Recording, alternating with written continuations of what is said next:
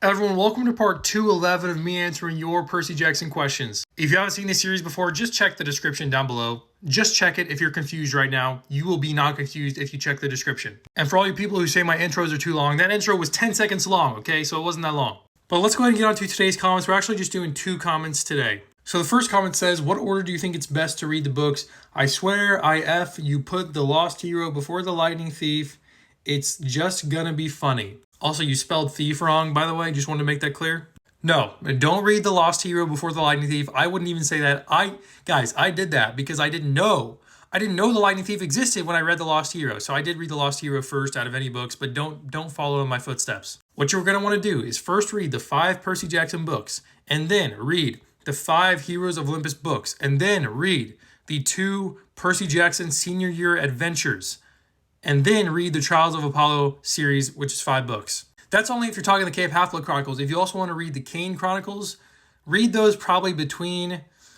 You can read those before or after Heroes of Olympus, okay? That's where you should read those. Magnus Chase series, you can read that wherever you want.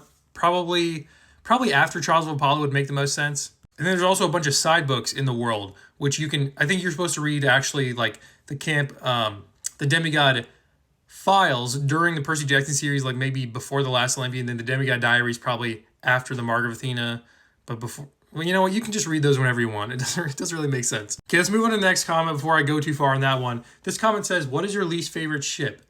Least favorite ship? Probably got to go with, like, the CSS Birmingham, probably. You meant a ship that goes on the water, right? Yeah, I think that's what you meant. All right, next question. Do you forgive Luke? Heck no. I've said this many times. I don't forgive Luke.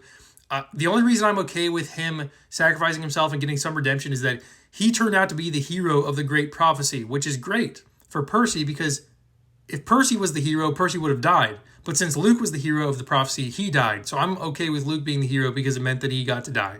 And the final question here, and what is the saddest book in your opinion? I mean, you got to say probably The Titan's Curse, just because Bianca and Zoe both die in that book, and they both got introduced in that book. Like, Rick, how are you going to introduce 2 new characters, make us like them a lot, and then kill them off? Seriously. Like, that's actually crazy work. That is the definition of crazy work. So yeah, it's definitely the saddest death, especially Zoe's, like, dying line where she says, I can see the stars again, my lady. Man, dude, that's going to hit so hard in season 3 of Percy Jackson and the Olympians TV. It's going to hit so hard, man. So yeah, that answers all today's questions. Go ahead and get in the comment section. Let me know what you thought of my answers to those questions. If you have any different answers of your own for those questions, let me know those in the comments as well. And I'll see you tomorrow for part 212, which is a palindrome of me answering your Percy Jackson questions.